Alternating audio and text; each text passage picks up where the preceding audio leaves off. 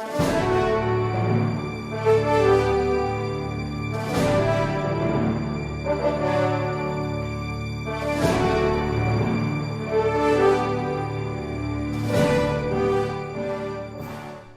a subsidiary of Metro Bank, correct?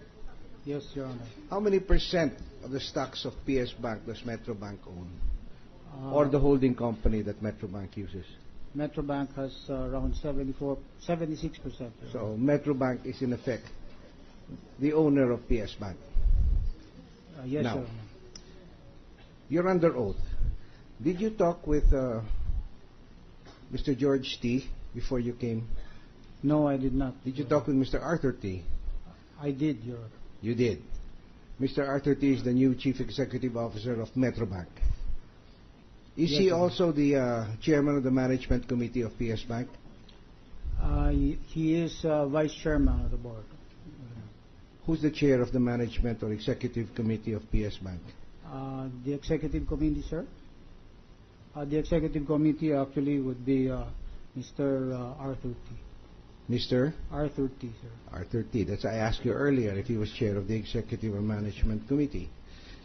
All right, so you did confer with Mr. Arthur T. Yes, Your Honor. And Mr. Arthur T. owns 74% of PS Bank. Yes, Your Honor. In effect, when you're talking to Mr. Arthur T., you're talking to 74% of the Board of Directors of PS Bank. With that aspect, In a manner of I am not speaking. in a manner of speaking, He's the boss. He's the boss, sir. He's the boss. All right. So therefore, you're taking the fall for PS Bank and the Board of Directors. In other words, I'm asking the Senate to consider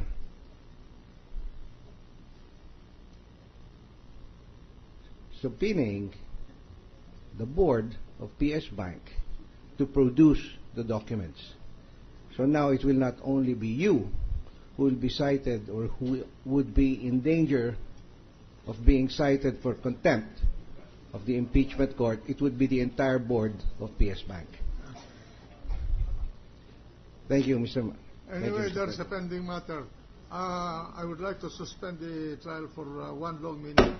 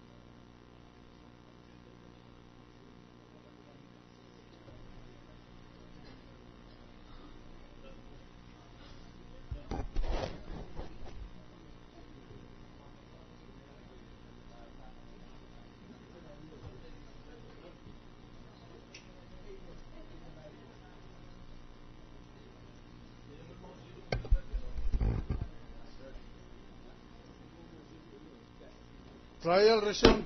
The clerk of court is directed to read the resolution of the request for subpoena against justices of the Supreme Court and including the court records.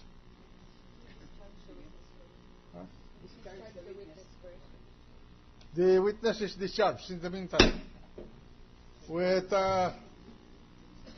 an instruction to return tomorrow at 2 o'clock in the afternoon. Thank you, Your Honor. Proceed. Resolution. This resolves the request for issuance of subpoena requiring Honorable Martin S. Villarama, Jr., Honorable Maria Lourdes P. A. Sereno, Honorable Bienvenido L. Reyes, and Honorable Presbitero J. Velasco, all Associate Justices of the Supreme Court, to appear and testify, as well as bring before this Court the pertinent records in their possession relative to A.M. number 11-10-1- Supreme Court, Re. Letters of Attorney Estelito P. Mendoza, Re. GR number 178083, Flight Attendants and Stewards Association of the Philippines, FASAP, versus Philippine Airlines, Inc., et al., and the en banc session of the Supreme Court on October 4, 2011. The stated purpose of the subpoena is to require the above-named Associate Justices of the Supreme Court to testify on the participation of Chief Justice Renato Corona in October 4, 2011 Supreme Court en banc session, specifically in the deliberations of AM number 1110-1 SC Letters of Attorney Estelito P. Mendoza, Reg. GR 178083, Flight Attendants and Stewards Association of the Philippines, FASAP, versus Philippine Airlines, Incorporated, et al., and the action that was made by the Supreme Court relative to such case. The Court resolves to deny the request. Section 2, Rule 10 of the Internal Rules of the Supreme Court provides, Section 2, Confidentiality of Court Sessions. Court sessions are executive in character. With only the members of the court present, court deliberations are confidential and shall not be disclosed to outside parties except as may be provided herein or as authorized by the court. The Chief Justice or the Division Chairperson shall record the action or actions taken in each case for transmittal to the Clerk of Court or Division Clerk of Court after each session. The notes of the Chief Justice and the Division Chairperson, which the Clerk of Court